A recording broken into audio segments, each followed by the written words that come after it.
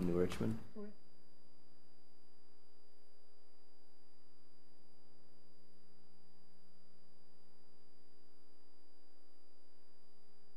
I'm going to call the meeting of the Public Safety Committee for the City of Hudson in order on July 12th, 2018. Roll call, please. Alderperson Holmes. Here. Alderperson Hall. Here. Alderperson Morset. Here. Minutes from June 7th, 2018. Move to approve. Second. All in favor? Aye. Aye. All opposed? Thank you. We're going to go number 3, and then we're going to number 11, if that's okay with the committee. So number 3 is parking, discussion, possible action on parking committee recommendations. And that is held over from last month. Mike is here to give a quick presentation. And this, we are going to talk really about the technical and the construction physical apparatus is what we're doing. We're not going to talk about fines or fees at this time. Mike. Thanks, Randy. Yeah, so exciting. We, as a committee, the parking committee has been working over the past year on development of an RFP, which was sent out. We received 4 proposals, and after working through those, we settled on recommending moving forward with Flowbird or Parkeon is what who the proposal's from. And what that entails, just to kind of go through it, was 41 pay stations. So instead of individual meters on each parking space that we would meter, it would be a pay station. Locations that are identified on a map, which we would obviously we're working on an implementation strategy and plan whereby we create zones and we dictate exactly where those parking pay stations would be. And like Randy said, we're still working out what the payoff is, what the rate structure is going to look like. We realize that our fines in terms of aren't necessarily a detriment to people that violate our current, I think it's a $7 fee right now for overparking. What this would also mean, though, from an enforcement and public safety standpoint, is that we're looking at enforcement of 7 days a week. Currently, we're only 5 days a week, and it would be 10 hours a day. So instead of what we're doing right now is 8 to 4:30, 8 to 4:30, 8 to 5. 8 to 5. Looking at changing that from 10 a.m. to 8 p.m. Monday through Sunday. Looking at obviously the police department housing the parking coordinator, and then obviously with the additional days of enforcement, we'll need hopefully 2 part-time employees. So we would have coverage every day of the week plus a little bit of overlap there.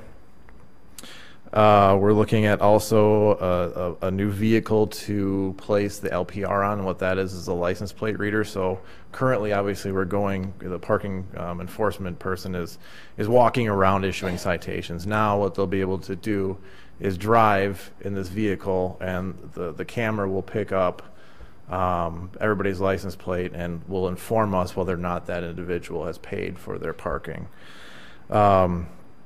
Again, we're working on that implementation strategy. We're looking at obviously the goals to create churn. Some areas will be 2-hour parking, some will be some permit parking, some will be 8-hour parking, some probably 4-hour parking. But again, we'll need to settle on something and then tweak it as we get into it, probably about 6 months. We'll know how it works by that time. It's not going to be perfect. It's going to be difficult. It'll be a little bit painful probably. But we think we're going to come up, or we know we have a strategy now that, not only will the downtown retailers hopefully be happy with what we're proposing, but also those who come to visit and those that live here. So with that, I want to leave plenty of time for questions. I'm sure there's people in the audience that have questions as well. And, Chief, if you want to add anything, Brenda's got some numbers too if we need to. Why don't we have Brenda come up with numbers? And Sure. Do you have anything quickly for Mike? No, he pretty much covered everything pretty well. Can you repeat the program again? I didn't get it. Parkeon, the company, yep. The numbers, Mike has gone over most of them. It was the 1 parking coordinator, the two part-time parking enforcement working 20 hours per week. Right now, we're looking at a 3-year or less payback. We're refining that as we look at fines, look at revenue. 3 years with what we have existing as far as fines, and I didn't want to talk about that, but this was with an increase? We're blending. Okay, Yep. okay. Yep. What we're thinking is that we need to blend it to have some areas with a higher rate than other areas to get that flow of parking that we need.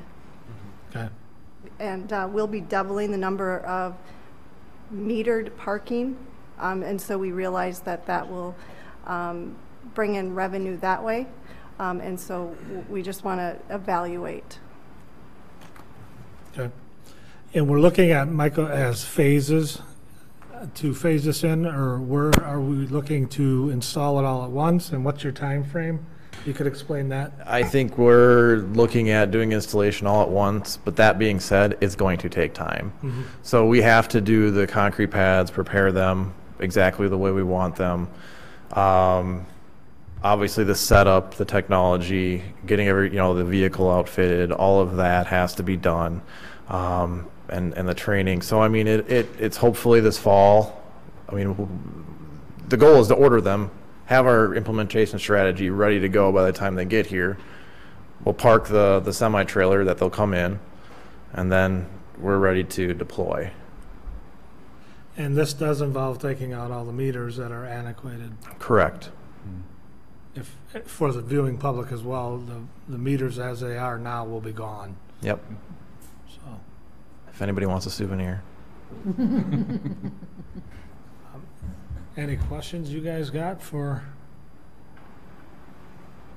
the cost? We really, we have it.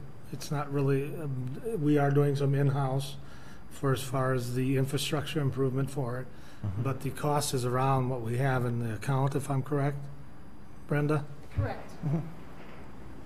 Right now, between the future facilities account that resides in the parking fund and the operating cash, we have approximately $360,000, and that's what these meters would cost.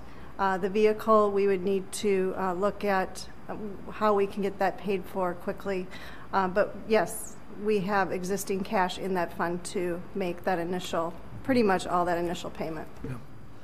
And at this point, we are still continuing, I think we're very in agreement, and I don't know if we need formal approval, but that parking coordinator will be under the police department, and probably led by either yourself or lieutenant or sergeant, or however you, that organization is still, we're still trying to kind of fine tune that.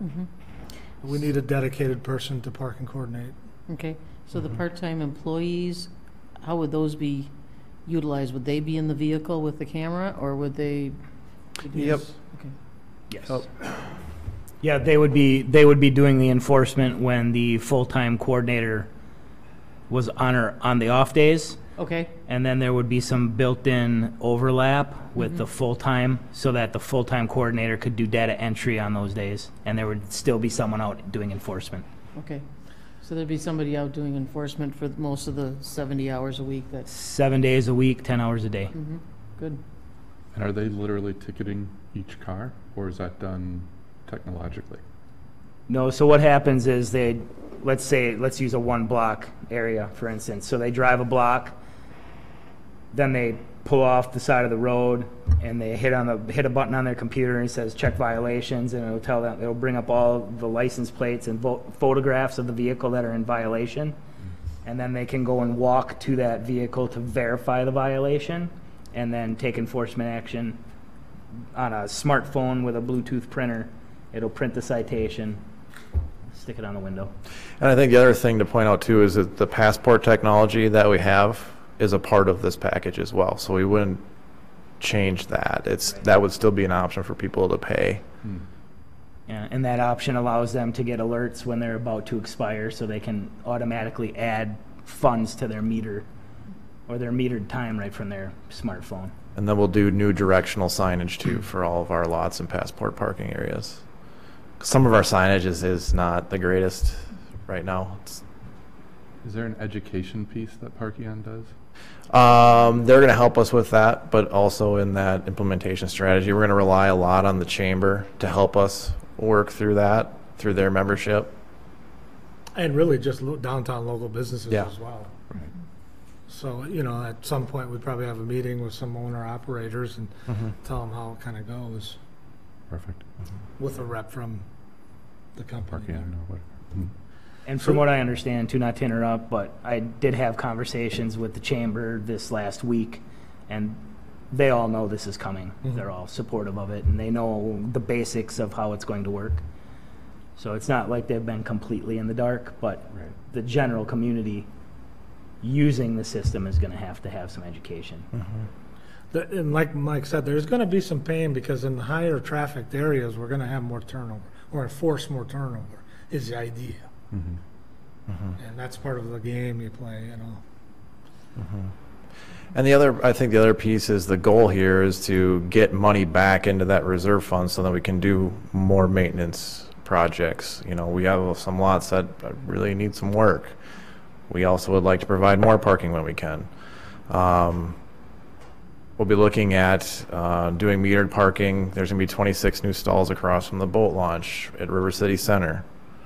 They'll be putting in public parking spaces. We'll have more along the front line of that side too, or on the front side of that building as well. That will be metered. That will collect revenue off of. But we need to have as much payback as we can before 2021 when the highway gets ripped up, and you know that's going to really mess with our utility. So where this goes from here, we got to make a recommendation to finance so we can nail down the numbers and make it work with Brenda and Finance Committee to identify all the stuff I don't want to talk about tonight. Okay. And what the actual cost is. All right, for so we'll as get a far as lot more details operational. in the finance committee. Basically operational, we have the package to buy. We have the funds to do that, to move forward. And once we get that, things will start falling into place a little easier. We're looking for a recommendation to approve the contract with Parkion effectively tonight with the company. So what were the advantages and disadvantages of the other contracts, and why did you choose Parkion? I think Jeff could probably answer that better, or Mike. I think we were both there. Yeah. I'll give you my perception, and then It's Jeff, about Chief can. integrating with the police department. Yep. So obviously the LPR technology is a big component, right? We want to make sure that police is really comfortable with the technology they're getting and that it integrates well with state, federal, multi-state. So the other proposals did not include? No, they would. We made sure in the RFP that they had a proposal that addressed that. So that was obviously, a big component. The technology in the units themselves is pretty similar. Pretty similar. I mean, very Also, similar. the Support. training. Okay, so this company would get Yep. better Support, cost, training. One of these other companies wanted us to just buy direct from them, replacement parts and batteries, which were obviously an elevated cost, which Okay. as this other company, there's 10 other batteries out there that you can use. Yes. So you're not locked in. So you're not locked into one specific brand. Yeah, mostly solar powered, some not. They had it's going to be touchscreen technology. It's credit cards. That's a good point. Credit cards and Smartphone. coin, Okay. Oh, but not bill reader. Bill readers. Both companies stated they wouldn't recommend going forward with bill readers because they break a lot and they use a lot of juice in the batteries. okay. So that was a consideration. Then obviously overall cost of the contract too, right? So the technology though is very similar. So specifically, what are you asking the contract for approval tonight? How much? It's not an amount, just to move forward with Parkion as our parking provider, our pay station. I'll make the motion. Okay. I'll second, but then I have a question. How many did you look at beyond Parkion? We had 4 proposals. 4. Yep. Any further questions? Any? You may have covered this earlier. Are the 41 places identified? Okay. through that parking study is Yes. kind of what we went on. Yep. Right. But from what I understand is that might change once we start moving forward and we do a walkthrough with the engineers and with the. There's some that might be a little farther off the beaten path. We didn't anticipate that we'd get the extra River City Center redevelopment. We're gonna get that, but maybe not right away. It's always a moving target, but Sure. it's the best guesstimate we have at this point. Okay. All in favor? Aye. All opposed? Motion carries. Thank you, Mike. We will move to agenda number 11 on the beekeeping ordinance. Mike, if you want to go ahead. If the council members remember, probably last fall or Thank you, Middle. Brenda. Thank you. middle of winter, we had an inquiry about, what, do you guys permit bees in the city of Hudson? And I said, no, we have nothing in our code that says, yes, you can have them, or no, you can't. We do have existing hives that are in the city currently that we're aware of. And my recommendation and my thought process as we developed this draft ordinance was, I think we need to arrive at a point where do we want to allow for bees? And if so, it'd be a good idea to at least know where they are and have some basis and some criteria that somebody has to meet, some reasonable criteria in terms of flyaway barriers, separation, actually talking to your neighbors before you put a beehive in, how many bees could you or could you not have. Just some basic things so it would be, more streamlined. The ordinance in front of you tonight, what it does is it provides that my department, the community development department, would maintain and administer that program, that permitting process. We've got the technology already to do it through our building permit systems, things like that. It's easy for us to take on. That being said, the community hasn't really spoken to this item, and I believe there's people here today that have interest in it. I'm not saying that it's necessarily something we should or shouldn't do. I'm just saying that if it's something that the city wants to allow or provide an avenue for somebody to do that, it needs to be at least understood and have some base criteria to protect the health and safety of our residents. So, are there any questions on the draft ordinance currently?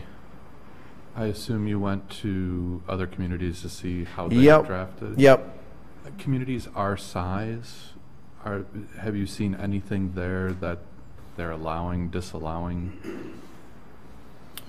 Yeah, I think this is based off mostly of like Onalaska, I believe. I mean, bigger, but I think UW, it was either Stevens Point, one of the UW system schools put together a draft ordinance that a lot of them are modeled after, much like urban farming with the chicken ordinance and things like that. They're difficult issues to kind of grapple with in a lot of ways. So, if there's people in the audience that want to say anything to it, we certainly would take some comments. But you have to go to the podium, please, and state your name and address for the record. My name is Dan Clausen. I live out in Burkhardt at 677 McCutcheon Road. I have 40 hives of bees. I've lived out there and had bees for probably the last 25 years. And I'm more than willing to help the city. Because that's what I am. I have to go to, the reason we're a little early is I have to go to Baldwin and teach at the St. Croix Valley Beekeepers meeting tonight. So if I can offer any help or answer any questions, I'm more than happy to do that. Okay, we appreciate that. And the community developer office would be the best contact right there.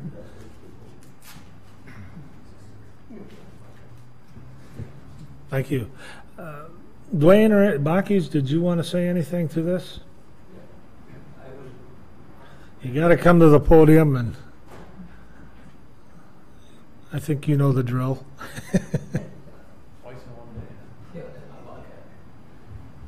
Yeah, Dwayne Baki, 727 12th Street. I raised the question simply because a flyer was stuffed at my door by the young lady living 2 doors down, asking if I was in favor or not in favor of bees. And not knowing what the ordinance was, first of all, I suggested that I think we should have an ordinance that says whether they're allowed or disallowed, and there should be some kind of an agreement reached as how many hives you could have. And there's nothing said about that I could find. And I contacted Joyce and just raised the question. And you know, we have a good friend that is extremely allergic to bee stings, and if he gets stung and he doesn't have medical immediately, it's over. Okay. And you know, and I just responded to the young lady that way, and she said, well, bees only sting if they get aroused. Well, I guess that's true all the time. They sting if they get aroused, and you can't answer for a bee. And so I don't know how you guys want to address it. I think it could become a serious issue, but that's, you know, up to you folks. Thanks, Stein. Yeah, the ordinance as written does ask that the beekeeper notify and get a release from their immediate neighbors, but not 2 doors down. But our property touches their property. Okay, so then that would be included. Okay. In the ordinance. Yeah, well, I mean, we are immediately touching their property. And I'm not trying to be against her. You know, I think it's a great opportunity, but at the same time, he's got how many hives? But he's out in the country.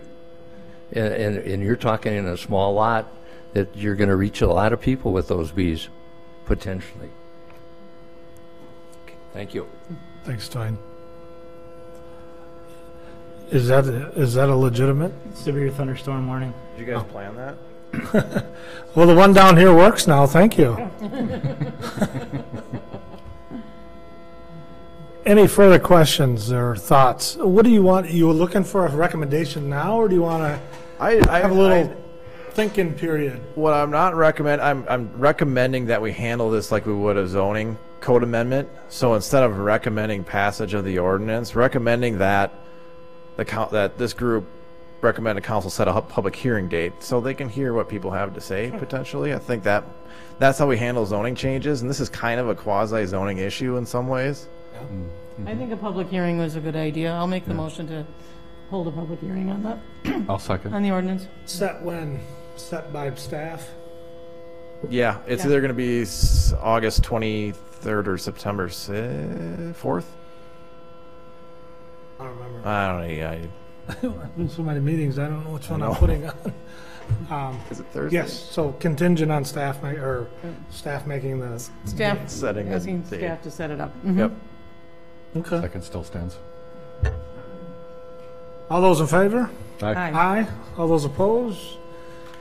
Thank you. Thank you, Mike. Heck yeah. Thank you. And I can also, while I'm here, 11th Street, I got 20 minutes. Okay. Sorry, Art. Number 8, discussion possible action on pedestrian crossing on Cooley Road and 11th Street. This has come to me a couple different times from a resident, and I've seen, and Mr. Brutch, if you wanted to come up, explain what you're thinking, because I've seen people try to cross from the 11th Street on bike or not, that there's no crosswalk there. I don't think, if I recall. 11th and Cooley. Go ahead, state your name and address for the My name is record. Dan Brook. I live at 1901 Twilight Lane, which is at the corner of Mayor Road and River Ridge Road. In my 80th year, I would like you to preserve and prolong my life, if possible, by thinking about a crossing. I bike to a Anytime Fitness, which is across the interstate and up Cooley Road a ways.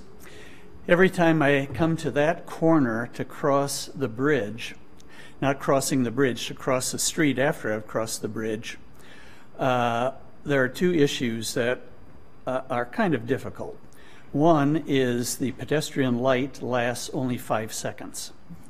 5 seconds. By the time I get my first foot back on to move, at least one of those seconds is gone anyway. But the biggest issue is people coming up Cooley Road turning right. I have a really hard time seeing somebody on their right, like me at a bicycle. In the summer, it's worse. Right now, there's a big bush there that interferes with their vision. But usually, and I do it myself, so I know how it is, when you come up there, you want to turn right, but you look left because you want to see the traffic coming from the left, and you don't bother to see who's on your right. And so I thank you for allowing it. It's increased my prayer life, but I actually believe if there's just something you can do either to extend that light or somehow let drivers coming up Cooley, turning right across the bridge, know that there are pedestrians or bikers waiting there to cross. It's awfully hard to see now. So thank you. I've been harassing Mr. Morissette for 2 years, and he's been very patient with me, and I'm grateful. No, I appreciate it. Actually, I've been trying to work the whole project for at least 2 years to expand that and make it a safer situation. I understand. So that's why Mike's willing to jump in and give a little update on what we're doing up there. Thank you very much.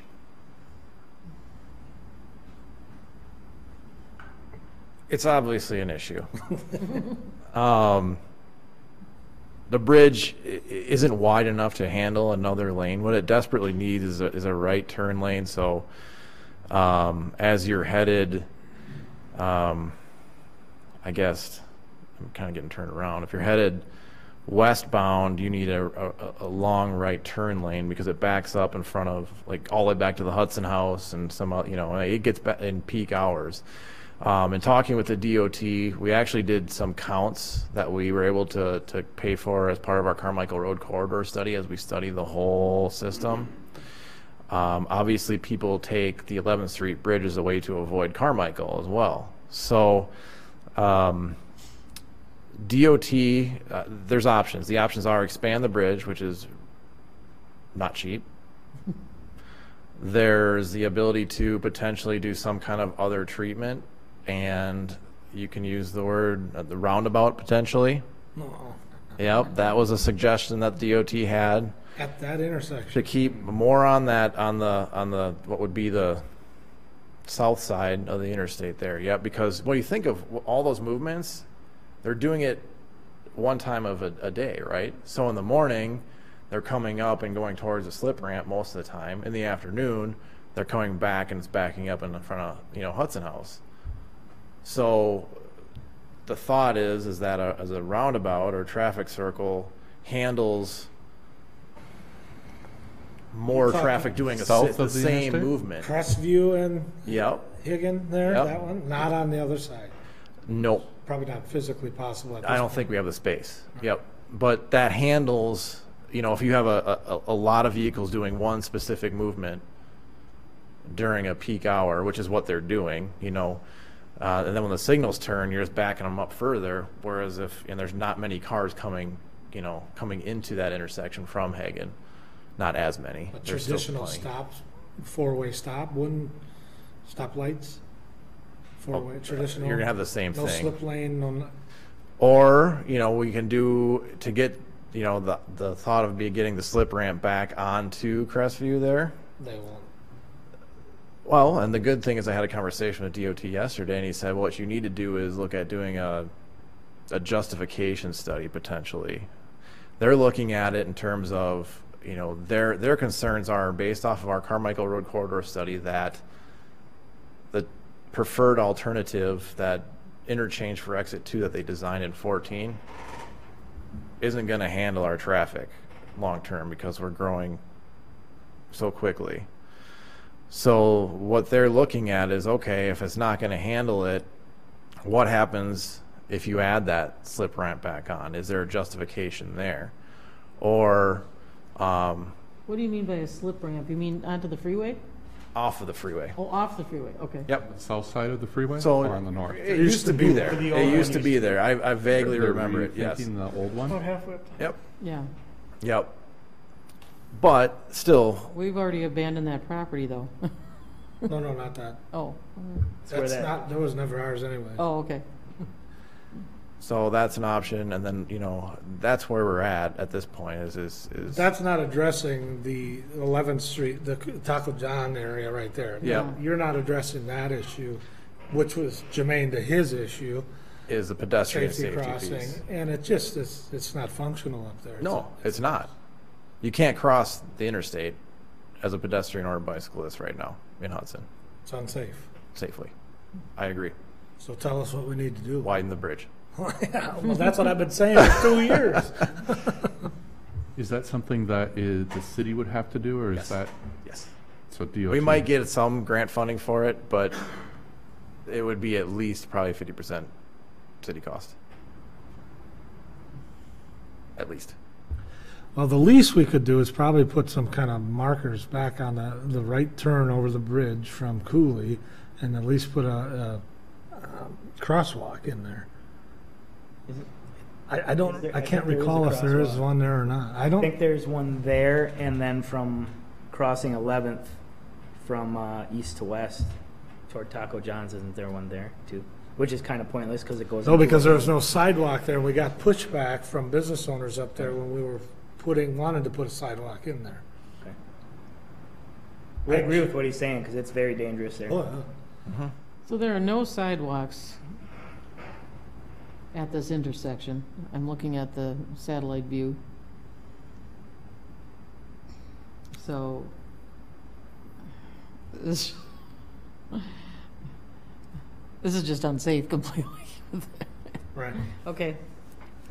So, What can we possibly do besides what we normally do when we have unsafe intersections? We paint the crap out of it and then we flag it and put blinky lights and does that do anything? Or is we just past that? I mean, there's no. I think looking at the timing of that pedestrian crossing signal, that's the first step. Is that us or is that DOT? That's timing? us. That's our light. So we can change that. We can adjust that light. So that should one start. Yep. One thing we can do. Yep. Make sure the crosswalk is painted and have a stop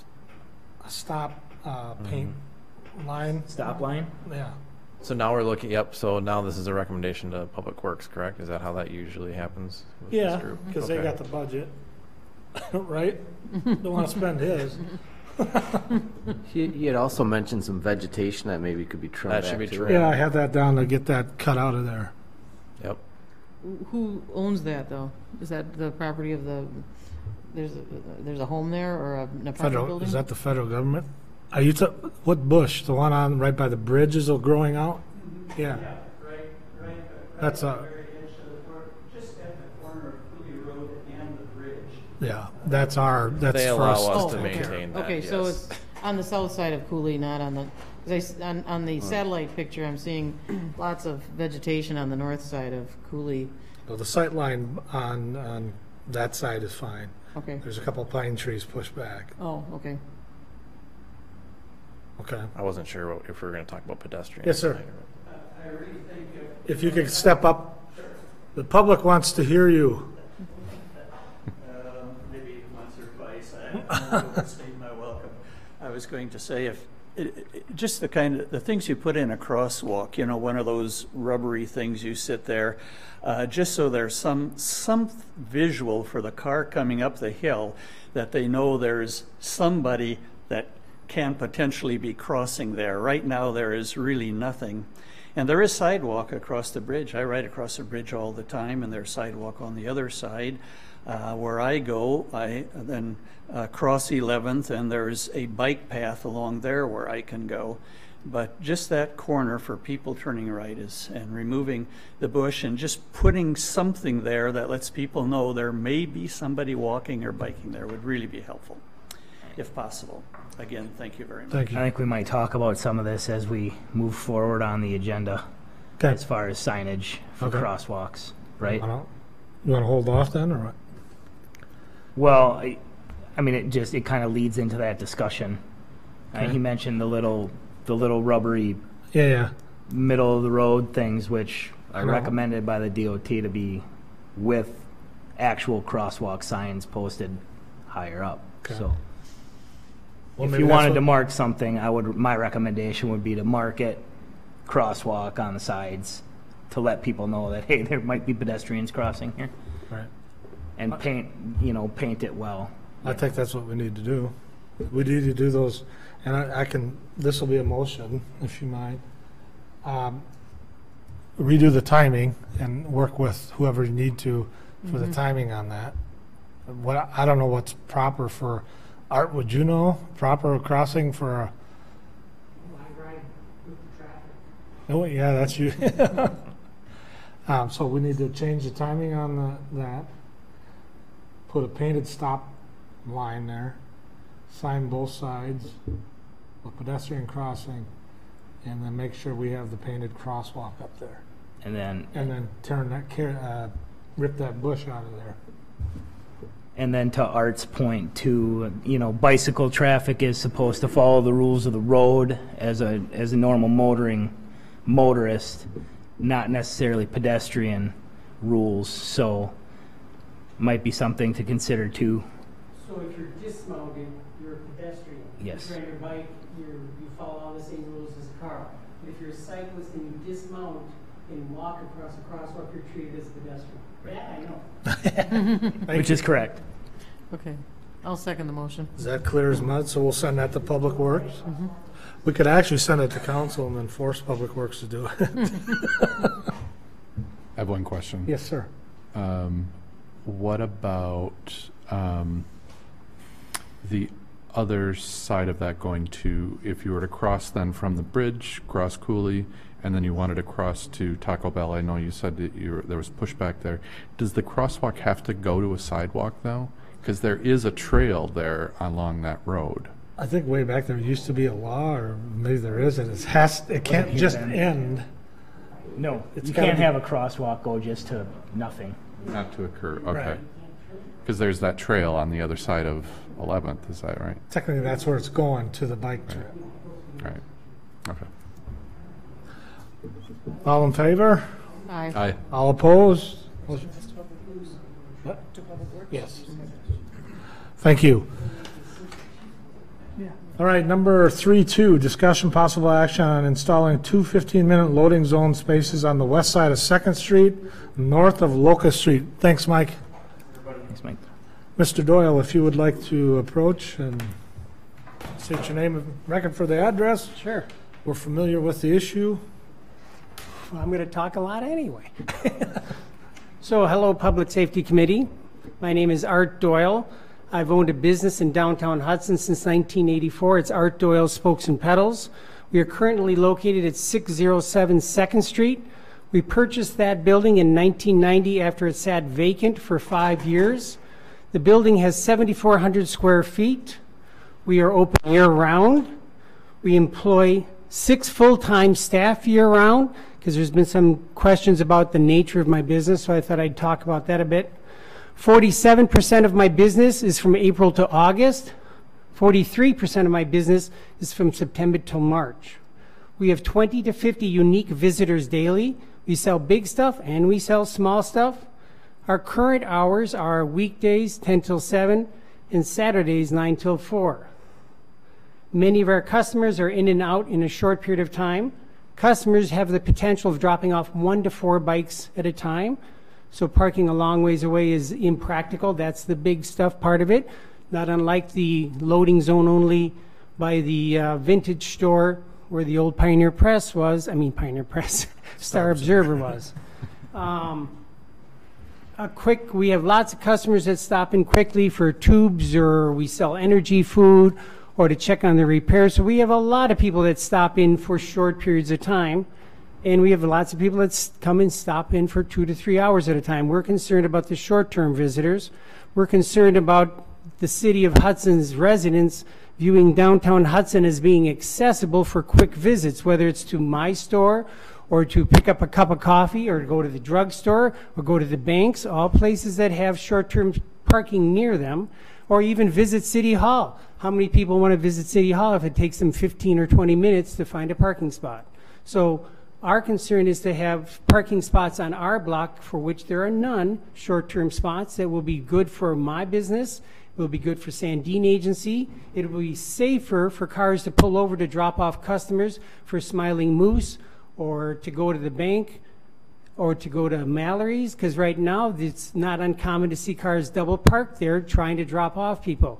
Short-term parking spots will enable more traffic to be able to pull over for a short period of time. And I already pointed out I have 20 to 50 unique visitors every day, so we have a high rate of traffic. In 7,400 square feet of building, sometimes people see my front window and go, oh, isn't that a cute little shop?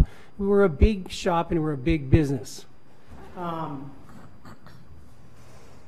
We have most bike repairs checked in less than 15 minutes. There was a concern that bike repairs took a long time to check in, and that's not an accurate statement.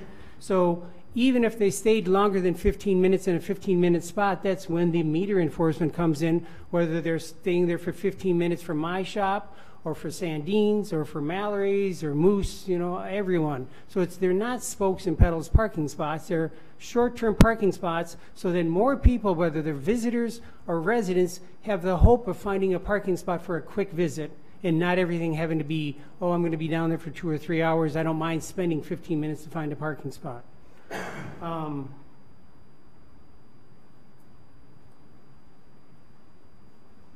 Yeah, the rest of the stuff is just hammering the same points I just said. One moment, let me look at the next page. Yeah, there are no short-term parking spots on the 600 block. I have a map of all the short-term parking spots if you want to review them all, but they're all over town, but they're not on the 600 block on my side of the street. And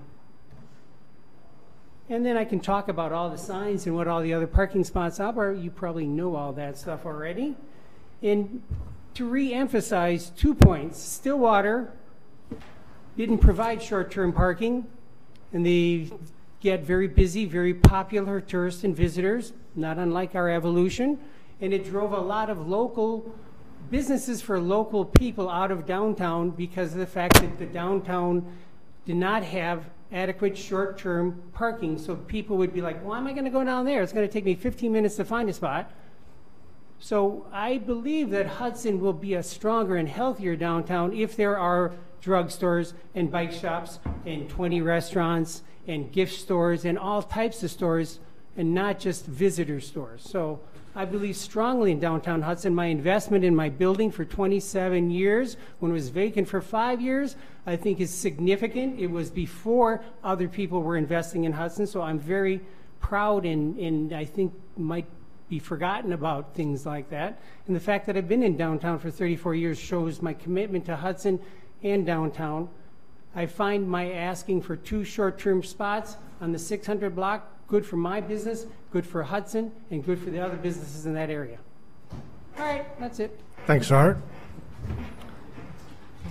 Any discussion? Well, you know, when the coffee shop owners came in, we gave them 2 short-term parking spots pretty quickly. I think he's made his case. I will make the motion to turn 2 parking spots into 15-minute spots. Okay. I will vehemently second it. I'd like to, Chief, I know that you had put some concerns out. Well, I wouldn't say they were concerns. Well, I guess they were concerns. They were questions more than anything. I can't remember what they all were, but I'm pretty sure he addressed them all. You're correct, I Right. did. Right. I'm pretty sure you addressed them all right there. Yeah, I don't know, Ann's do you want to comment on that at all as far as the parking enforcement side of things?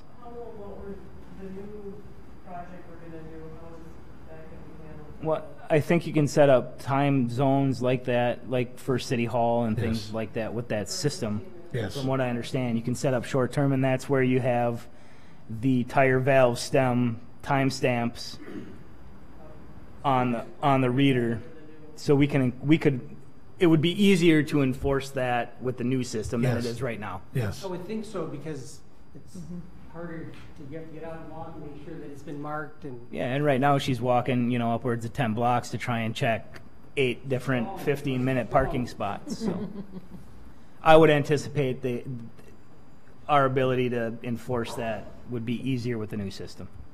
As I said in the past, I support Art, and I've supported Art for as long as you've been downtown. I just want us to be cautious about how many of these we start putting in there, because we don't have parking right now, so, and, you know, we just have to be prudent on how we do this. Well, I think starting with 2 and seeing how that works and monitoring things and asking Art to come in and let us know how it's working for him. Or shoot us an email. For clarity, remember they're public spots. Yes, but And for clarity, I'm encouraging it more in downtown Hudson and not less because of the fact the perception of downtown is that I can't park there. And so someone coming to downtown Hudson for a short visit, whether it's a coffee shop or the drugstore or to drop something off at my shop, I've lost lots of business because people are like, well, you know, I was going to stop in, but I couldn't find any parking. And they wanted to stop in just for a moment or two. So it's a tangible issue for my business, and I know it's a tangible issue for the citizens of Hudson. And I know it's a big problem for Stillwater. The local businesses all left downtown Stillwater. So I would prefer not to duplicate the process that Stillwater went through, where everybody then bemoaned the loss of all the great longtime local businesses that served the local customers. By I mean local business, one that serves the local community. I have customers that come from Eau Claire, from Duluth, from Minneapolis to buy bikes from me, but the bulk of my customers are in the St. Croix Valley, and the bulk of those are from Hudson. If they perceive that they can't park in downtown Hudson, that there's no chance that they can get a parking spot, they will not come to downtown Hudson. So I think it's an issue that's beyond my shop. I've waited about 5 years to bring this up because I'm trying not to do things like this, but it's not getting... Hudson's getting a very strong reputation of I can't find a parking spot, what's the sense? And if it's a short visit, they won't even think about coming down. So I don't want that, and hopefully you don't want that. Of course we don't. I would challenge the label, but I understand What label? It's becoming a parking issue in Hudson. Well, We all know it. I agree, and but we're I'm just working saying on that it. it's an everyday conversation at my shop. It's not on occasion. When I talk to people that I have a business in Hudson and I'm in Minneapolis, they go, oh, that's hard parking down there. So I'm not, Hudson's a wonderful place. I know Yes, how you long time feel. ago, I Art. love it. I'm trying to defend and protect Hudson is my goal. And there's no doubt I'm trying to defend and protect my business. Absolutely. I like having my shop. Good. We love having you down there. Well, I want to stay, I promise. Any further discussion? Seeing none, all in favor? Aye. Aye. All opposed? So we'll recommend at the next council meeting is the 23rd. 23rd? Yeah, 7 o'clock. Thanks, Art. Thank you. I appreciate your time and listening to my big speech. Thank you. Number Big speech. Passionate. Number 4, discussion, possible action on crosswalk signage on 2nd Street, north of Vine Street. Chief. Yeah, so my interpretation of looking at some of the state recommendations is that those little flimsy things we have in the middle of the road, I don't even know what they're called, are not supposed to be there by themselves. They're supposed to be there to kind of supplement the actual crosswalk signs, that the big diamond-shaped crosswalk sign with the arrow pointing down to the crosswalk. As I drive up and down 2nd Street, I see a lot of the flimsy little things in the middle of the road with no outside crosswalk markers, which is against state recommendations. I understand that 2nd Street's going to be redone in about 3 years, 2.5 years now. So maybe putting that in the plan for the redevelopment of 2nd Street. We have discussed the Good idea. traffic tamers bumping it out, so it's just talk though right now. Yeah, I think it's an issue, especially with cars parked on the side of the road. It's hard to see. The crosswalks aren't necessarily always marked crosswalks, and every crossing from one corner to another is a crosswalk. Whether it's marked or unmarked, they're still viewed the same. I don't see why we wouldn't want to put more out there, indicators that there's crosswalk here, to just alert people. Now or when the project begins? Well, we have to buy the signs at some point. I don't think waiting 3 years is. Okay. I don't think it's worth waiting for 3 years. I think we should probably go ahead and do it, and that way we have the signs So for when. they do outside of realigning with the state statute or DOT policy, you are suggesting it as our chief safe officer for the city of Hudson that we should sign most of everything north of Vine Street? Yeah. Wherever we felt as a city it was necessary to put one of those smaller signs in the middle of the road, I think we should. I mean, it was clear at some point somebody thought that that was a well-used crosswalk. I think we should mark those crosswalks appropriately. Okay. Any discussion? Do you know, I mean, are we talking about putting a new post in? You know what I mean? Are the I'm places not a to put the public works signage? guy, but I would assume that they would have to be a post driven into the ground, one of those metal posts. And that's probably a public works, like, Yeah, absolutely. budgetary consideration, but, Well, either way, it'll come through, if Public Works doesn't have the money, it'll come to finance, and then we'll find the money to. either way, it's a safety. I think, and I understand the concern too with marking every single crosswalk as you go. Maybe there's a happy medium of marking the least where ones the that we rubbers- felt were Yeah. important enough to mark as a crosswalk. Let's appropriately mark them is basically what I was saying. And again, I will get on my soapbox of being cautious about all these signs we keep putting up. It just, we can't sign everything to death. People have to take personal responsibility as well. We can do what we can, but I think that goes to one of your items about wanting to put a policy in about signage at some point. I think you brought up at one point. I don't remember, but Yeah, I'm not, I've been a little busy, but yeah. I guess I would agree with you, but I just caution us with signing everything, And so. that's why I don't think we should put one, elm, orange, myrtle. I don't think we should go crazy, but Right. maybe pick two of them between Vine and St. Croix that. At least Myrtle for sure, there's a rubber there, and I think Orange has got a rubber. Yeah, and there's a boat launch at the end of Orange Street, so people probably use it quite a bit. So there's at least, that's 4 signs, 5 signs, or double, 8, both ways. Well, yeah, if you do Myrtle and Orange, that's only adding 2 more intersections. Yeah. What's your pleasure And it would be only where the existing rubber signs are, for now? for now. Oh, I would think, yeah. Okay, and it would go to Public Works first and then to the finance? If they don't have the money, obviously they're gonna Yeah. have to ask for money Okay. from someplace. I'll make the motion to send this to Public Works. Second? Any further thoughts? Seeing none, all in favor? Aye. I do have a question. Is that the locations are being determined now, or Well, I think we just identified Orange and Myrtle. Yeah, you want to do Orange For and Myrtle and the motion? Okay. yeah, Is that that's fine. good? All in favor? Aye. Aye. All opposed, motion carries. Thank you. Number 5, discussion possible action on a booster national softball tournament, July 26, 29, 2018. So Rep, hello, sir. How are you? Mr. Morissette. How are you? Very good, very good. Tim Heckman, serving as softball commissioner for Boosters right now as opposed to court commissioner for the county. So, even my full-time, part-time volunteer job. But yeah, originally, and appreciate the time here, I had been vested with the opportunity to host up to 72 teams, 16 A, B, and C at Grandview. I also had talked with Tim Erickson and Steph DeVos. We had reserved the 2 turf fields at the high school. Long and the short of it, plan for the worst, hope for the best. They're having trouble filling their field, and I had sent the chief an email update about a month ago just to give a heads up.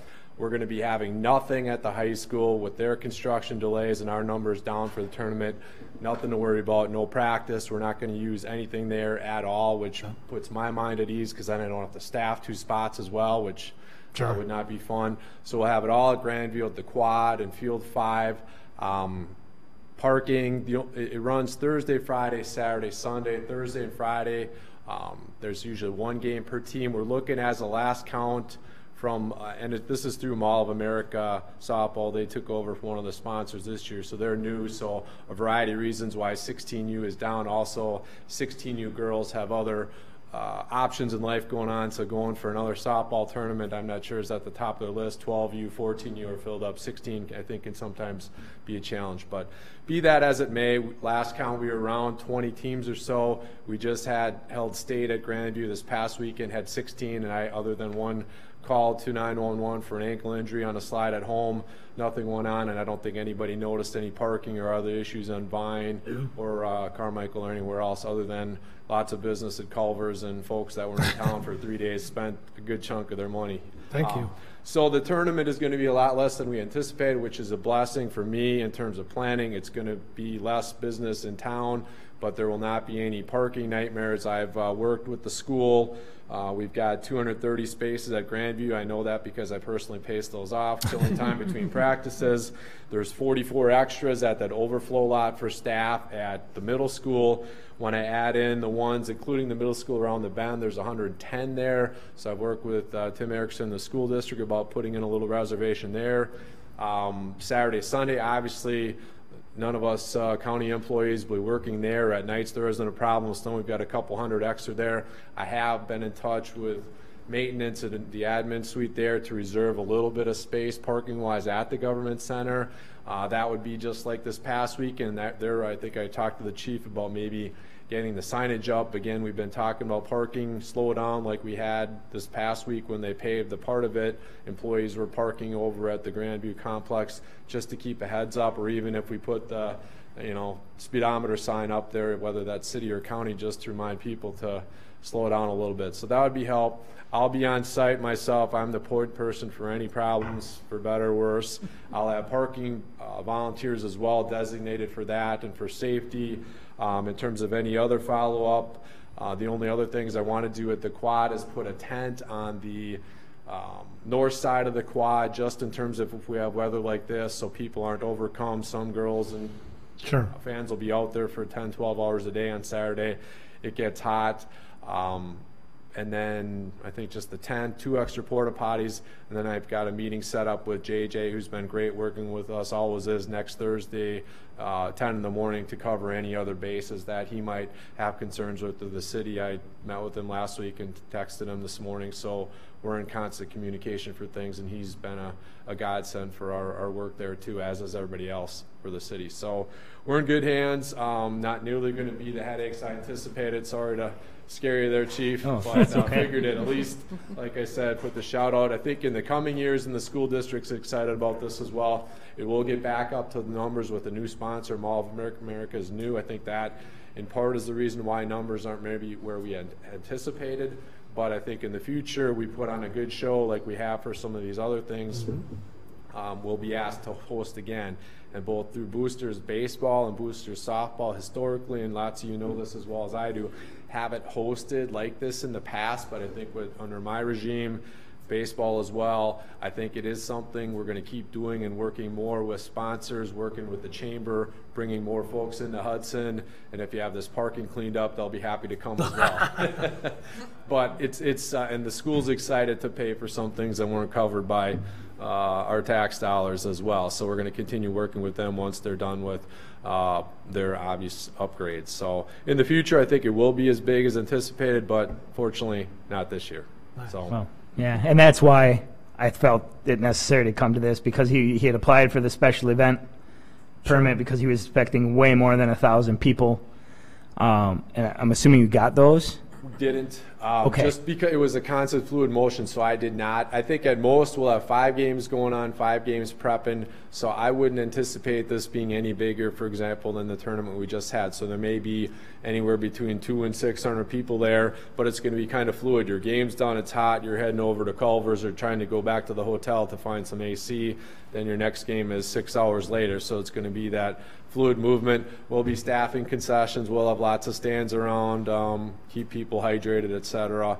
And I'll touch base with EMTs and what have you to maybe do pop-ins. I probably will have a trainer on site, or at least some cards as well, if somebody gets overcome, for example, that we don't necessarily have to call 911. But last week when we did, it was great, and we had a doctor and nurse on site who are part of our softball program as well.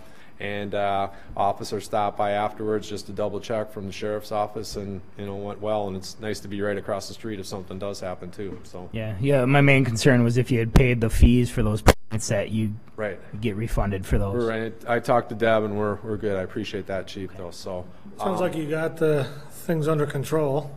It's a lot better as now best than we what it can. sounded Yeah, like. and nobody's more relieved than myself that it's much smaller than anticipated. I'll put it that way.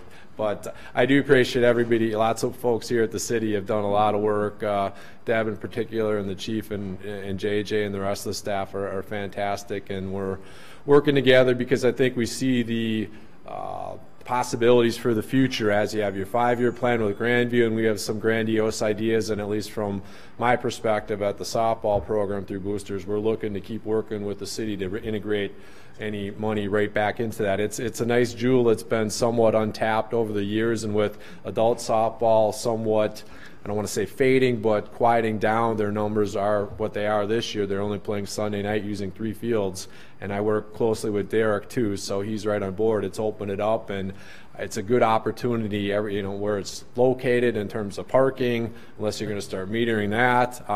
But I have extra meters. well, we could put the old meters up there. When you said where are they going to go, we can scare people there. You want to buy them? But I appreciate the time. I think we're in good hands. Like I said, a few of you know directly how to get in touch with me. I'll be the point person. I'll be on site all 4 days. For better or worse, I'm kind of coordinating it.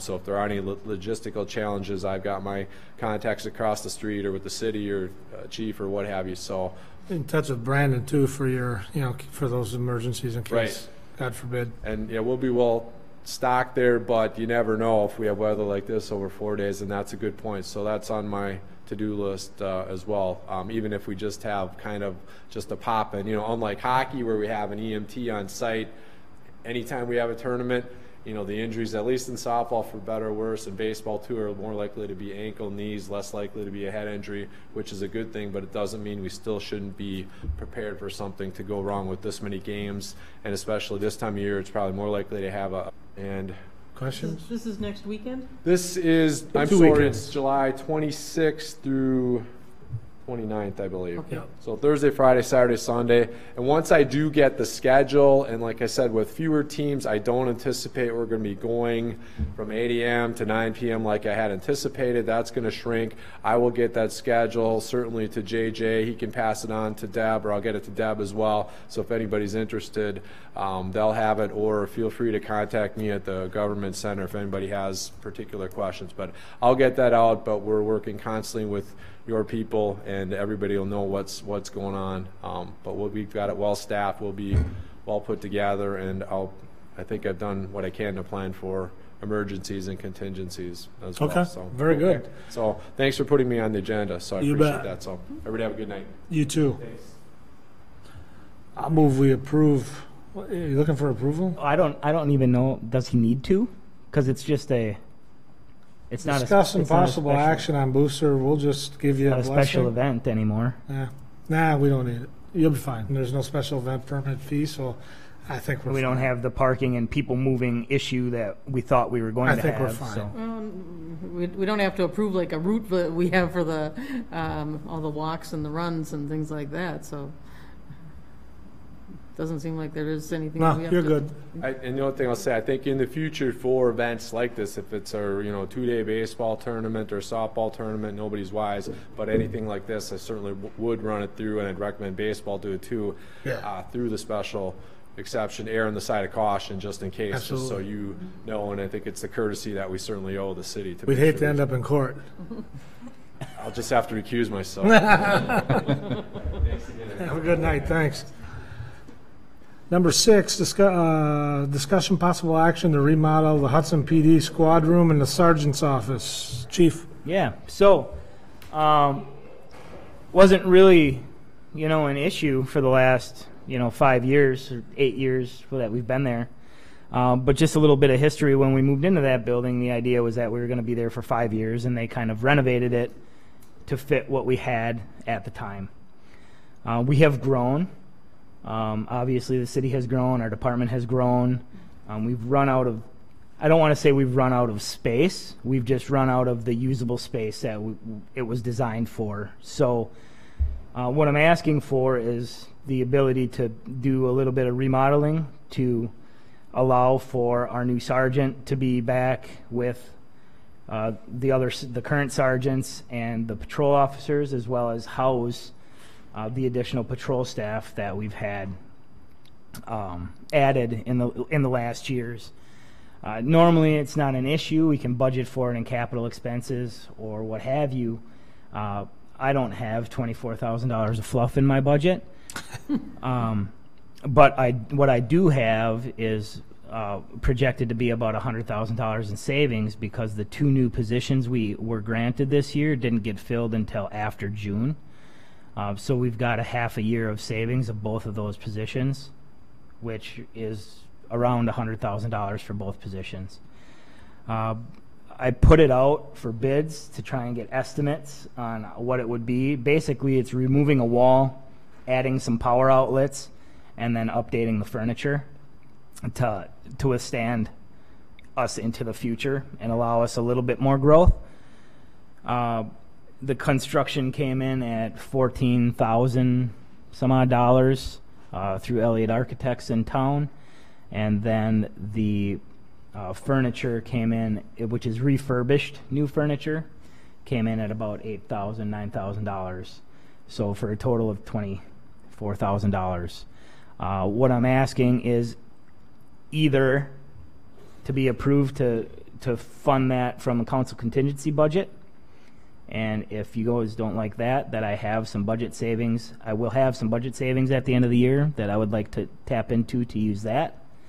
Or I guess my next option would be to try to put something on capital for the 2019 projects. Either way, this needs to go to finance, so they make the decision on the... Yep. So monies. basically what I'm asking for is you guys to approve this to go to finance and see what they say.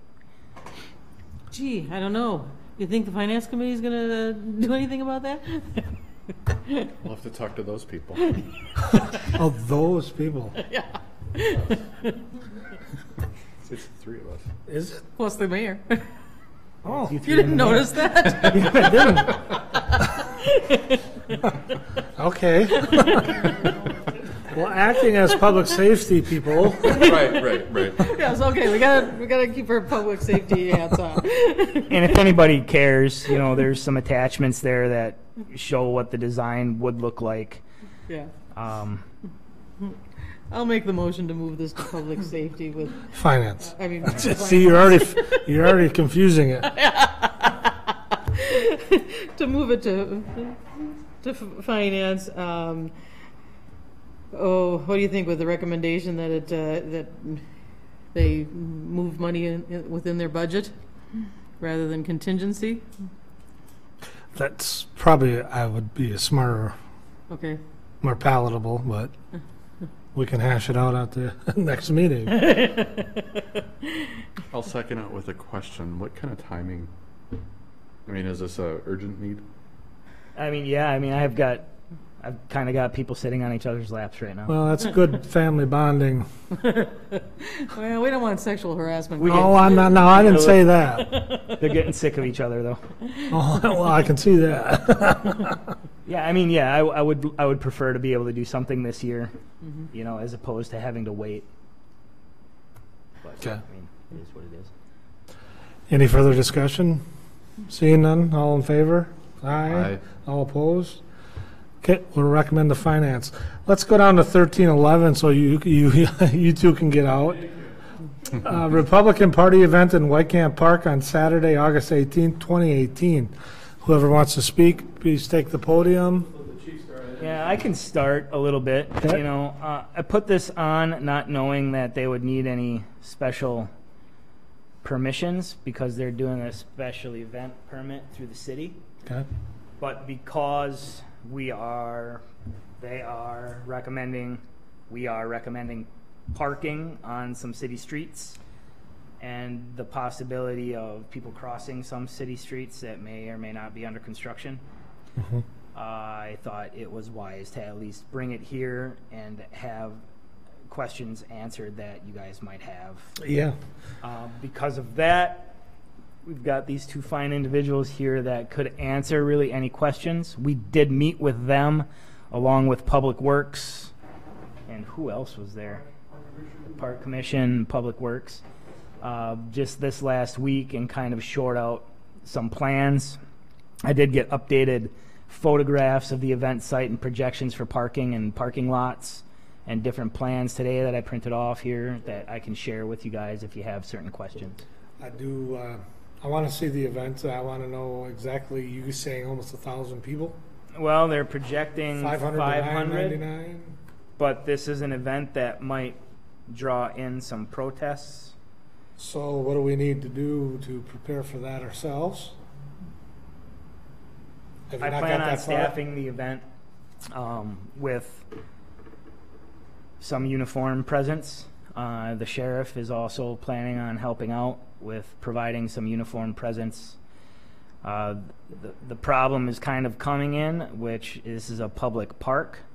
So if there are protesters, we can't tell them to not be in the public park to protest. We can designate an area. But there can be a designated area, yeah. And they do have, part of the plans are for their event, which they're selling tickets for, to be kind of a secluded event that they have to have a ticket to get into that event. We have no problem keeping people unticketed out of that event. Okay. So will there be a fence put up to, I think they're talking about ropes, they're roping it off. okay, so there will be some, Yeah, there'll be some form of delineation to say, okay, oh, normal people can't just walk in here. right.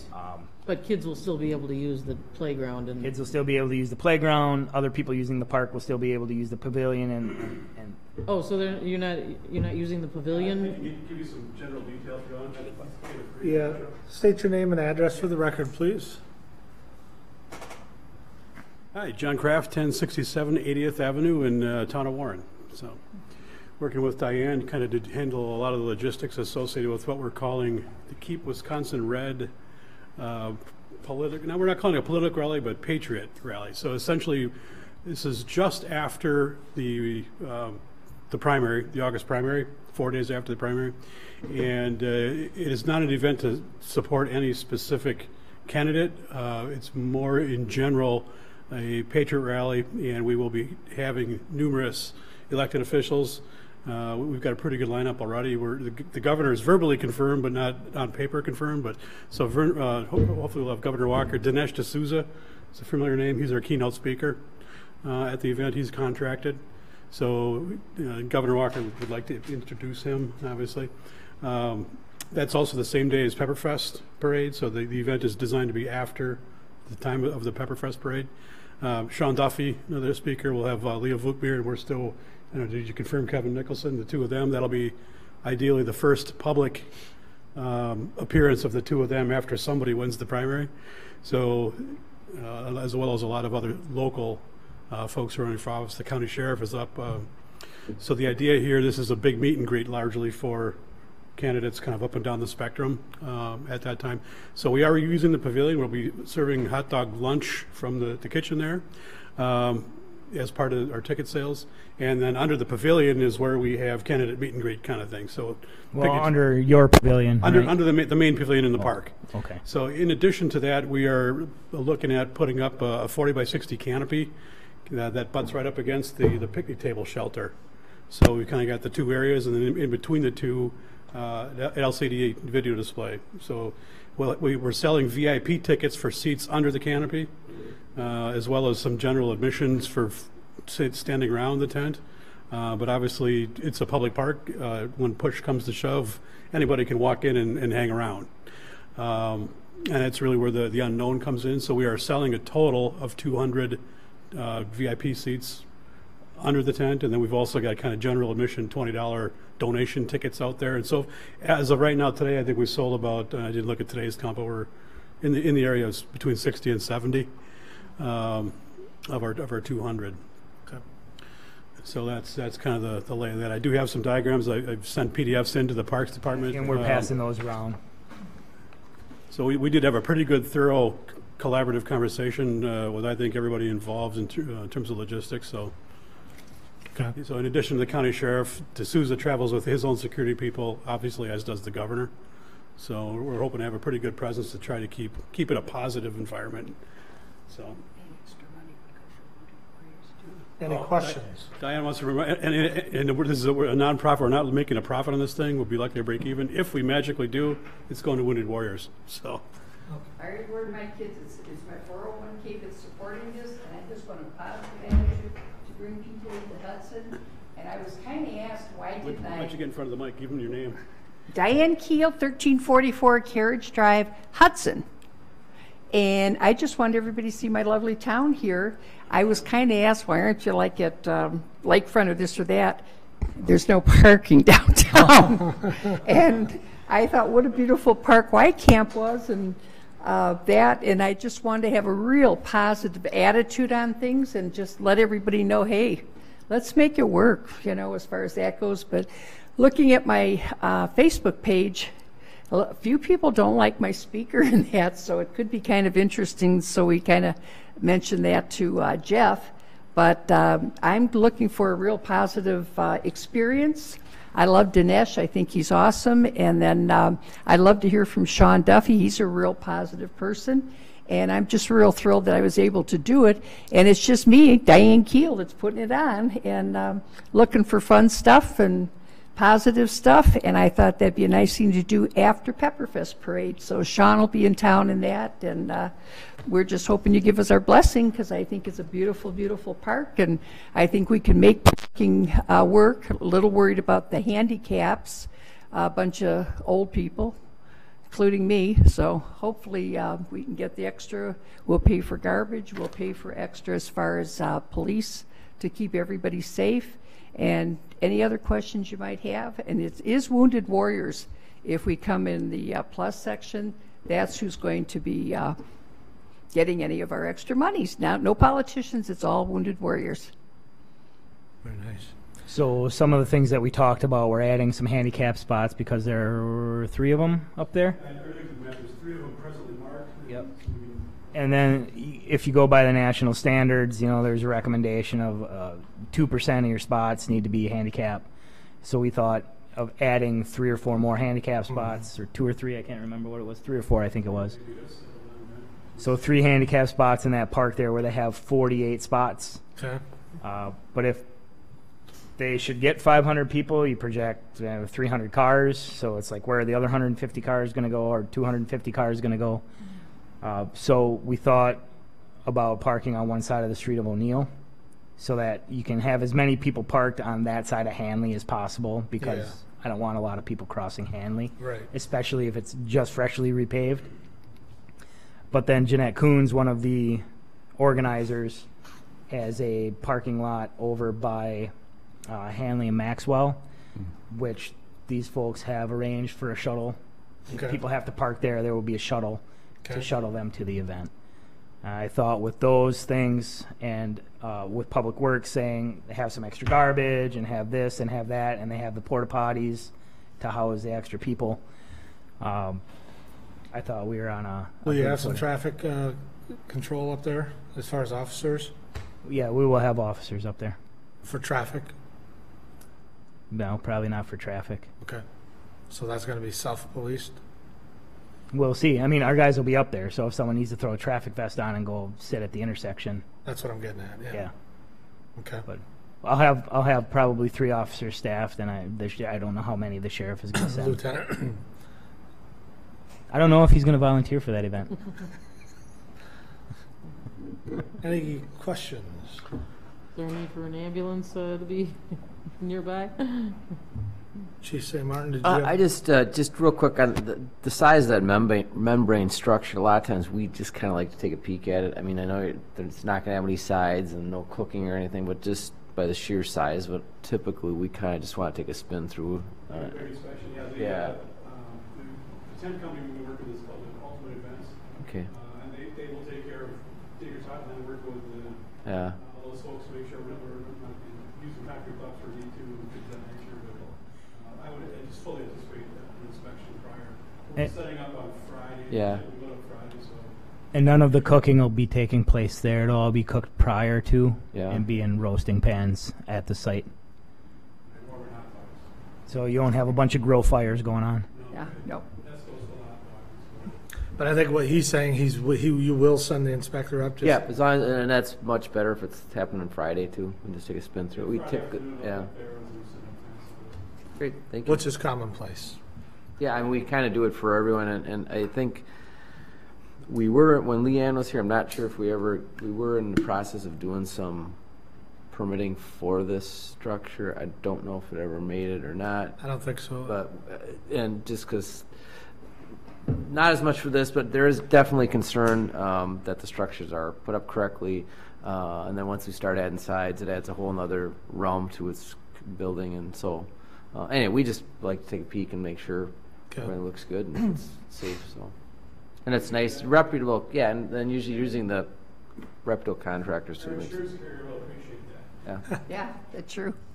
Well, you know, it's enough people to where even if it's an outside event like this, kind of like to make sure it's. Brandon, any concerns?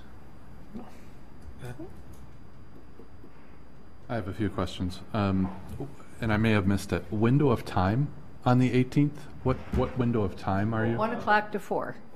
1 o'clock to 4. Okay. After Pepperfest Parade? Yep. You think that'll be done at 1? I hope so. The parking that you're suggesting on O'Neill, is there going to be some marking there? Yeah, so we would furnish them our temporary no parking signs to place on the other side of the road to prohibit people from parking on both sides of the road. Perfect. To make it, because that's, like most of our roads, too narrow for parking on both sides and acceptable traffic volumes in between.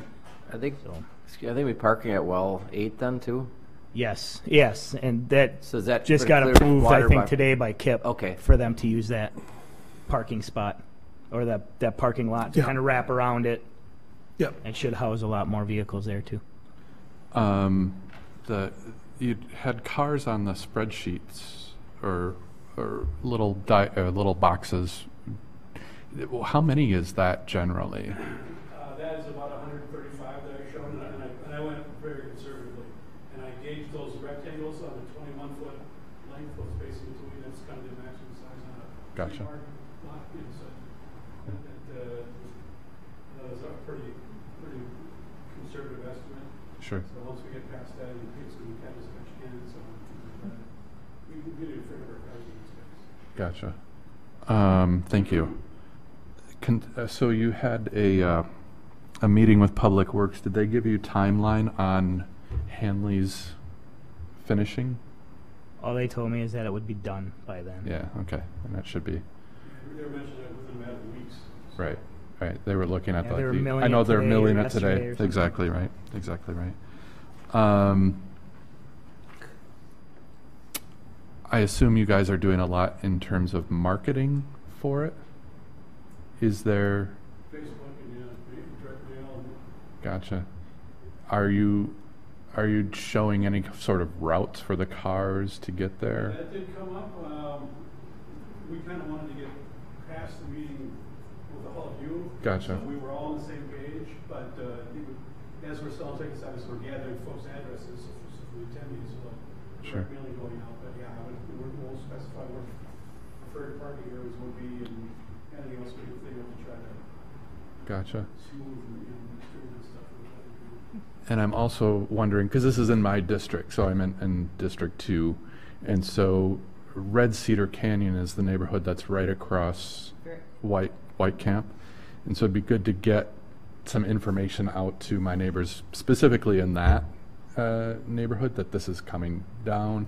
I assume you're doing some sort of newspaper article as well to get the information out? So far, nobody's really put that up. Okay.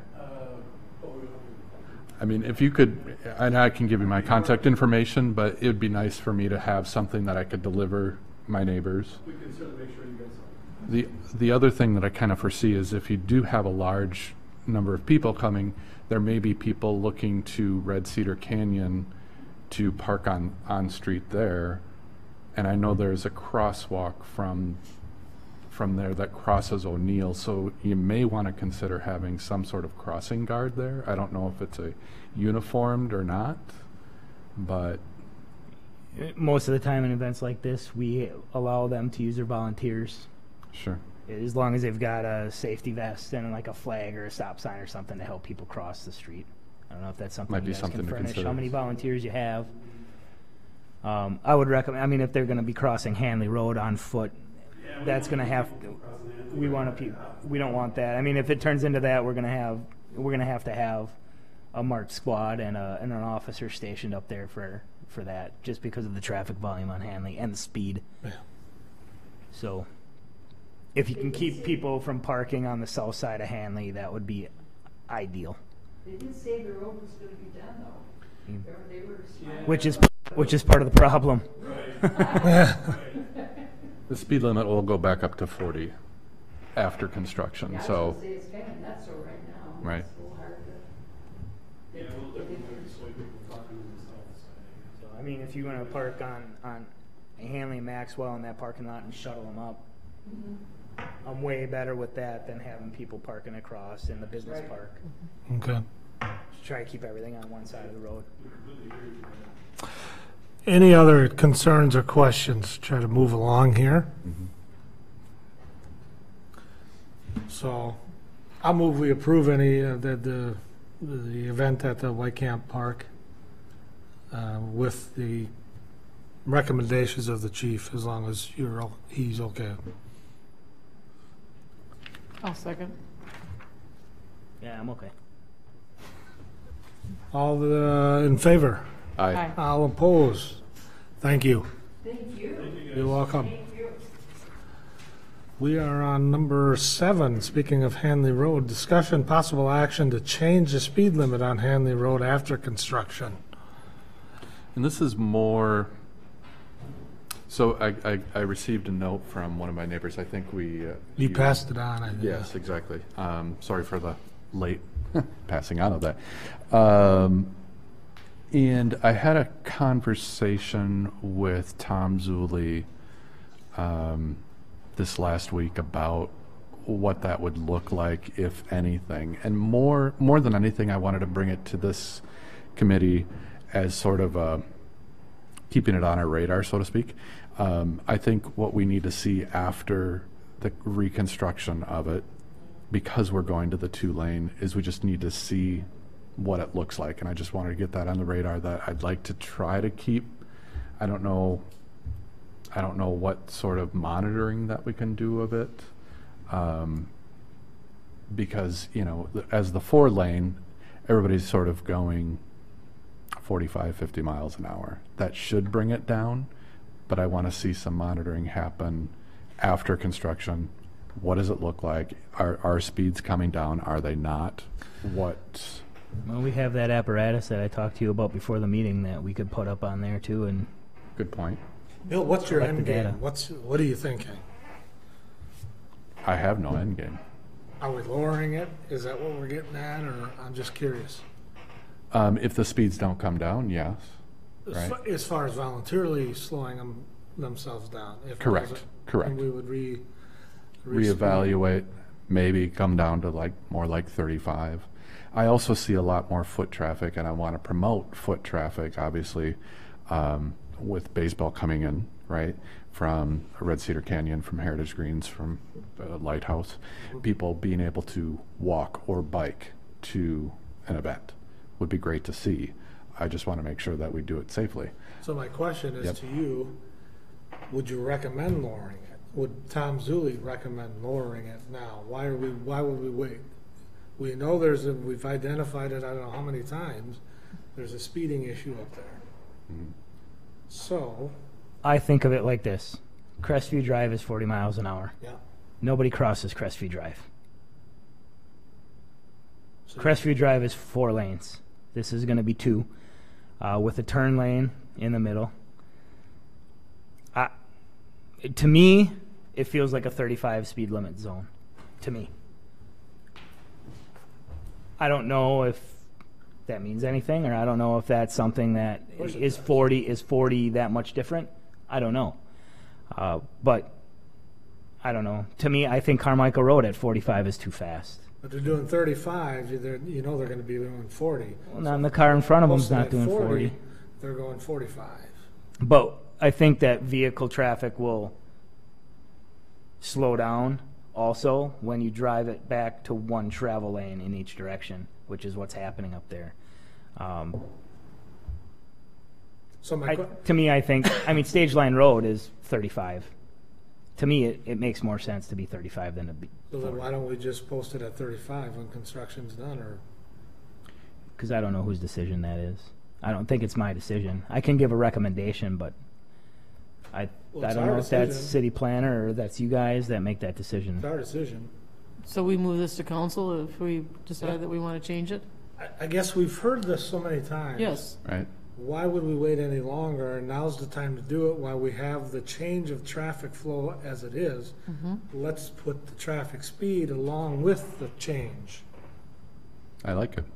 Well, we've talked about the crosswalks and things like that. I think 35 is probably a better situation. We've got to provide safe crosswalks. So I'll make the motion to lower it to 35 when the construction's done. Okay. Is there a second? Yep, I'll second. The only thing is if we're told otherwise by somebody a higher authority than us, then we'll go through the process. But Yeah. at this point, we're recommending as a public safety for the city of Hudson that we lower that traffic to 35. And send that to council. And you sent the Wisconsin statute, so this, seems to fall into.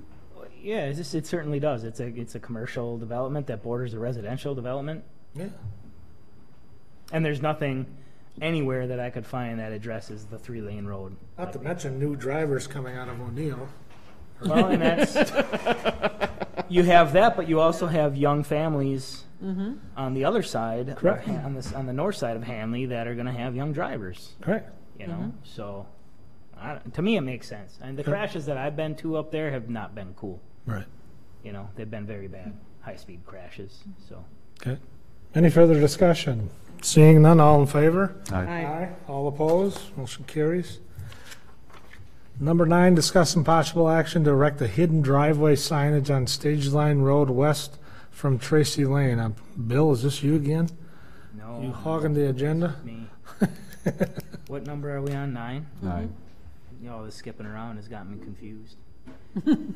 I was contacted by a resident of Tracy Lane that feels as though she was nearly rear-ended several times. Her neighbors have been nearly rear-ended several times trying to turn into there. I live right there. I don't think it's that big of an issue. I think the bigger issue is the speed issue. When Stage Line goes from 2 lanes to 4 lanes, people move over into that lane and just can it. And the driveway is visible. That hill that you come up is not that big where you can't see. You can see the street sign. You can see everything pretty clearly. I don't know that it needs a hidden driveway sign because it's really not hidden. There's good sight lines there. I think that's a me issue and trying to control speed in that area a little bit better. Being a resident of that area and your role for the city, can you monitor it for the next meeting? Yeah. Or the next 2, however long you think we should monitor, have it come back? Yeah, and I think for the most part, our patrol guys, as they have time, that's one of their hot areas to keep an eye on because of that reverse bottleneck feel when going east on Stage Line. It opens up and people just automatically think you can just go faster. Okay. So bring it back to us next meeting or so. I'm going to have to start taking notes on my traffic data collector. Well, that suffice for now. If you'd contact her. Yeah, back. I think that's, and that was my initial discussion with her, was to say I think it's more of a speed issue, but I'll put it on the agenda and see what public safety thinks. Sure. I don't know if it's your district. I don't know if you have gotten any other contact or feedback from anybody. So I just didn't want to make an arbitrary your own decision. So. You good with that, Bill? Monitor it first. Yeah, but we need to do something because you're right. Going to that 4 lane is just everybody's going. Let's put it on the next meeting for discussion then. Yeah. Okay. Number 10, discussion possible action to purchase evidence barcoding software. Chief. Doesn't anybody else have anything on the agenda? So we did a fundraiser, actually not us, but Dick's Bar did a fundraiser last year. They do one every year. 1 year EMS gets the funds, the next year the fire department gets the funds, the year after that the police department gets the funds. Last year was our turn. One of the things that we needed as far as equipment for the police department was a barcoding evidence tracking system, which not only will save our officers time, but it'll save our evidence custodian time and tracking. It'll increase the accuracy of our records. It'll increase our ability to quickly locate evidence when we need to find it. That's what we said we wanted to use the money for. We got $8,000 from Dick's for that purpose. That's what we told them we were going to use the money for. That's what we'd like to use the money for. Melanie happens to be our evidence custodian. She put out some requests for quotes. She went through, visited a couple of agencies, spoke with several agencies that use these different systems, and I believe the one that she is recommending we go with is this PMI evidence tracker, which happens to be right in the middle price range. But if you look at the packet, the Barcodes Incorporated is more of an inventory tracker and not specifically designed for evidence. The PMI evidence tracker has Excuse me, which one? I've got Porter Lee, the Barcode Inc. Quarterly is the Beast. Yeah, so you have PMI evidence tracker, the Beast, Porter Lee, and then Barcodes Inc. The one says buy now. Yeah. The problem with the Beast was that everything's kind of a la carte. That's why the price goes up so fast. You get your scanner, you get your printer, you get your label, you get your shipping, your power supplies and cables, and your software licenses. You know, it's all a la carte. But it's a good system. It's not. I don't know. And I don't know if you want to speak to this at all, Melanie, since you have firsthand knowledge. But I think there's some forms that you can self-create in the PMI tracker also, so you can customize the reports to what we do and what our current system is, which would make a smooth transition for that sort of thing. I guess the recommendation from us is that we would purchase the PMI evidence tracker in the sum of $5,730. The Supermax one, is that, huh? Supermax. From the funds in that donation account that we received last year. I think it's a good thing. You need to get up to date, and it seems like it's more organized. So I'll move we approve that. Well, second. And that's approved to go to finance, right? Because I still have to get finance approval for that. Yeah. Just clarifying. That's just a tough clarifying. All in favor? Aye. Aye. All opposed? Motion carries. Goes Gee, to I finance. hope it goes through finance without any problem. Okay. EMS updates. So at the last meeting, I reported that we were up to full staffing. We are back down one position. We had a termination, a resignation, and we actually filled one of the spots. So we're up to 4. Okay. We also did have a recent theft of some of our Swiftwater equipment. Almost $10,000 worth of equipment was stolen from our trailer up on Ward Avenue. So if you'll see the Facebook posts and the news articles on that. If anybody sees it, make sure to call down to the police department, let them know. And that's all I have for updates right now. Fire department. Kind of start with some kind of unfortunate news. You're familiar with Sun Prairie, that a volunteer fire captain dies. 34-year-old Corey Barr is a father of 2. I just was kind of a coincidence. I'm on the executive board of the Fire Chiefs Association this year, and the chief there is also, so I know him. So it's a kind of a tough time for everybody. So anyway, kind of a sad note. That being said, talking about accidents, I know the chiefs, we've talked about a lot recently. 94, we've been going out there. We've had 3 extrications within the last month and multiple accidents. Everybody kind of be aware, the construction's causing a lot of issues. So just kind of get the word out there, be safe, and watch it and watch what you're doing through that corridor, because we're, you know, it's not, doesn't seem to be getting better with time, so anticipate that. So be like me and Jason, we just sit home and do nothing. Just kind of a heads up to everybody, just be aware, because all three agencies are continually going out there, and it's probably one of the most unsafe spots for us to be out too. Directly because of the construction right now? I can't blame directly on construction, but there seems to be a correlation. So just kind of a heads up on that.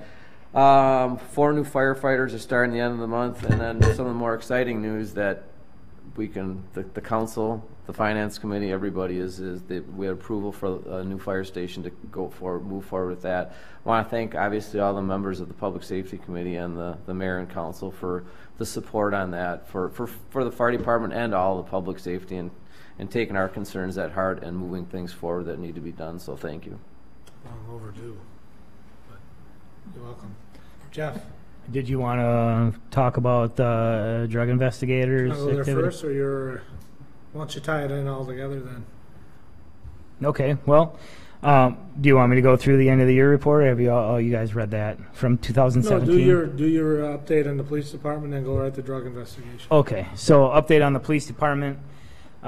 We had a resignation during field training, one of our candidates that we had hired, so we're back to the drawing board on that one in the background process of our last, hopefully, hire.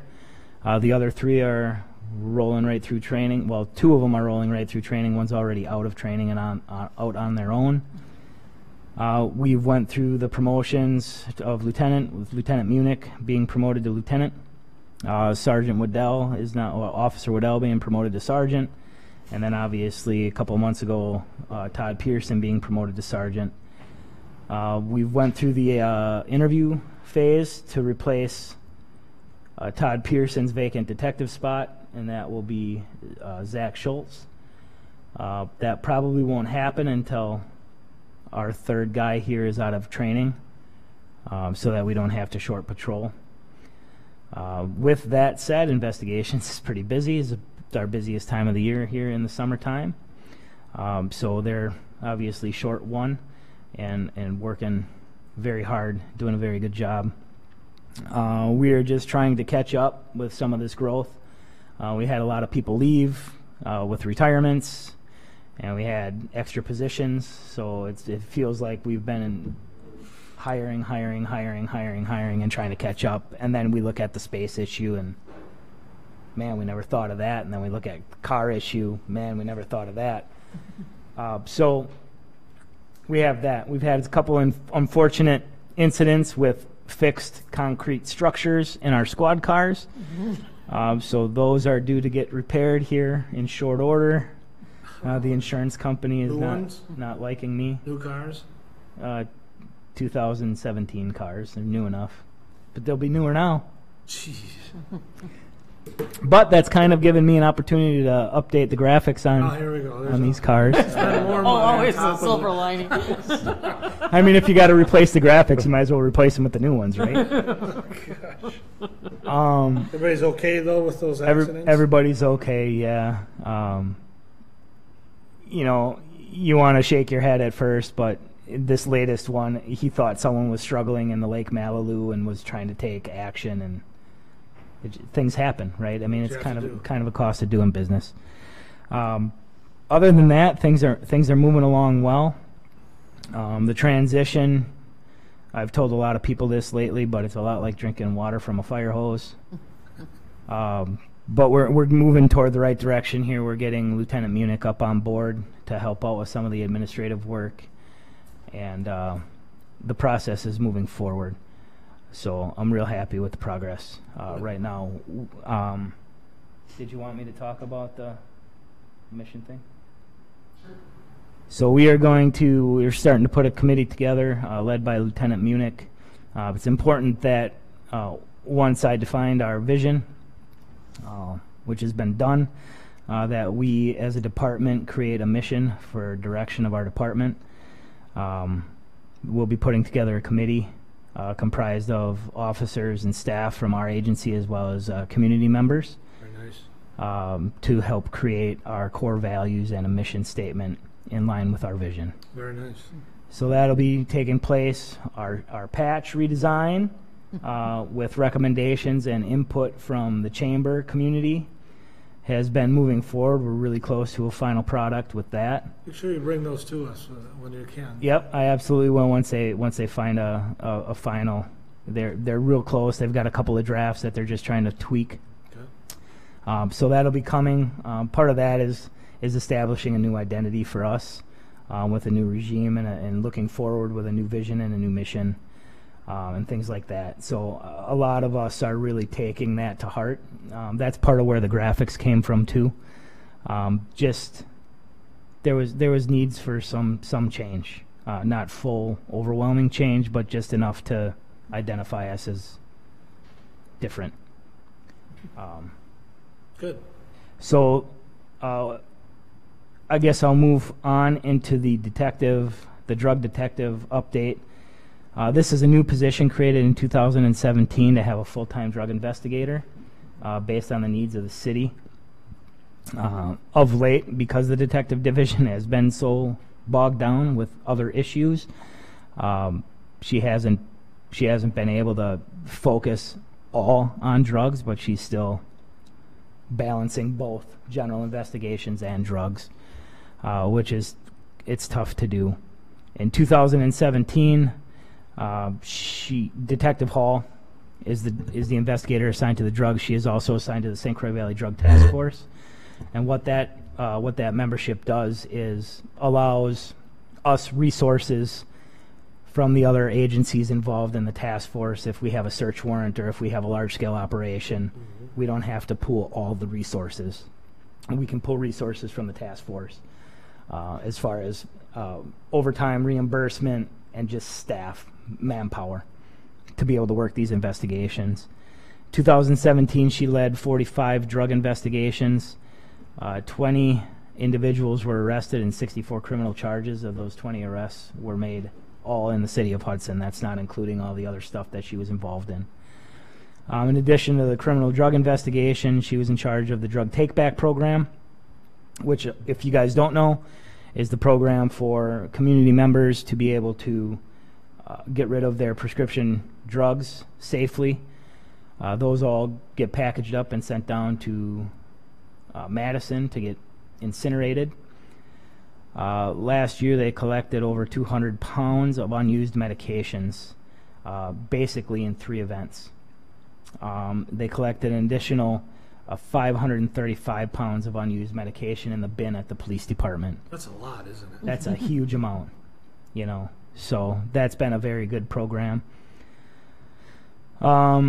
She was able to get a grant from the Hudson Hospital Foundation this year for Hiding in Plain Sight, which is a teen bedroom mock-up that you can use to educate parents on things to look for if you think your child might be going down the wrong path with drug abuse or if they might be having some other issues. It gives them a real-life setting of something to walk into that would be similar to their own child's bedroom or private area where they might hide things or just have different things that might be indicators of certain risky behaviors. So she's excited to get that up and running. Lots of positive comments on that program. Yeah, it's fantastic. Yeah. EMS has graciously offered us a space to store the trailer so that it doesn't get broken into. I appreciate that. Bigger locks. Yeah. So far in the first half of 2018, as of June 8th of 2018, there were 20 drug-related cases investigated, 8 arrested with 18 criminal charges.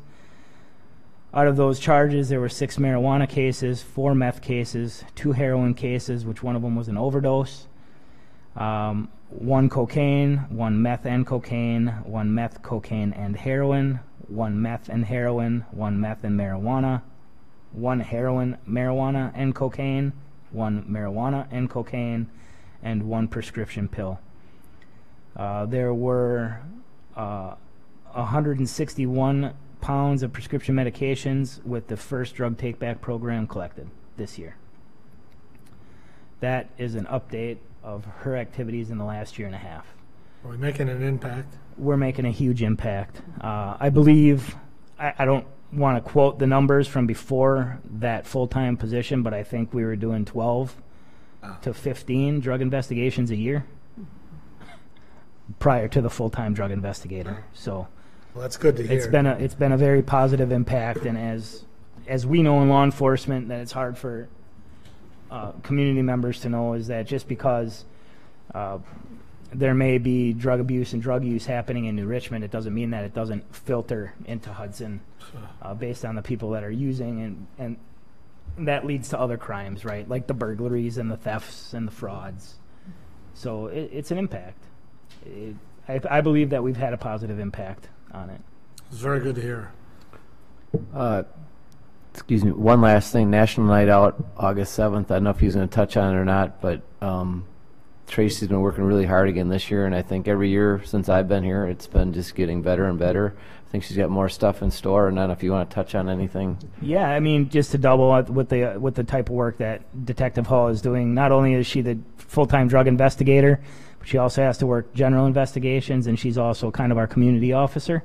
So she's in charge of all of these events. She'll be involved with the Halos event on August 4th with their 5K run walk.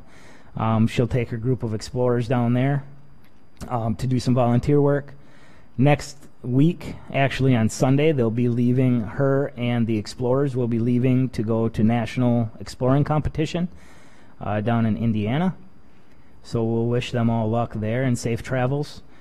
A van load of teenage boys and girls should be pretty interesting. So they're pretty excited about that. But yeah, the National Night Out is coming up. There's going to be a little competition between police, fire, and EMS. Again. It's all friendly. It's all friendly. Other than that, that's all I've got. Very good. Thank you. Question for you. Answer. What kind of percentage breakout are we talking about, her having to do general versus drug and... Right now, it's probably 75-25.